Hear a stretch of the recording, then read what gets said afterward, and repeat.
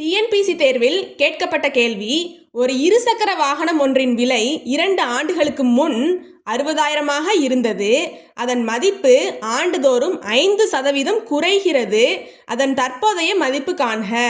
அதாவது ஒரு இருசக்கர வாகனத்தோட விலை 2 ஆண்டுகளுக்கு முன்பு 60,000 இருந்திருக்கு. அதுதான் 100%. ஆண்டுதோறும் 5% குறைகிறது. 2 ஆண்டுகளுக்கு பின், அதாவது இப்போ அதோட மதிப்பு என்னவா இருக்குன்னு கேட்டிருக்காங்க. அப்போ 100%த்துல இருந்து ஒரு ஆண்டுக்கு 5% குறையுது. அப்போ 100ல் இருந்து 5% குறைஞ்சது அப்படின்னா 95%. ஒரு ஆண்டுக்கு 95% ஆகுது. 100%த்துல இருந்து 5% குறைந்து 95% ஆகுது. முதல்ல 60,000 அப்படி போட்டுக்கோங்க. முதல் ஆண்டு 95% ஆகுது. 2ஆம் ஆண்டும் 5% குறைந்து 95% ஆகுது. அதனால 95 2 தடவை போட்டுக்கணும்.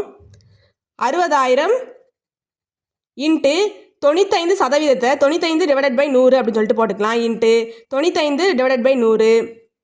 கீழே 2 0, மேலே 2 0 கேன்சல் பண்ணிக்கலாம். கீழே 2 0, மேலே 2 0 கேன்சல் பண்ணிக்கலாம்.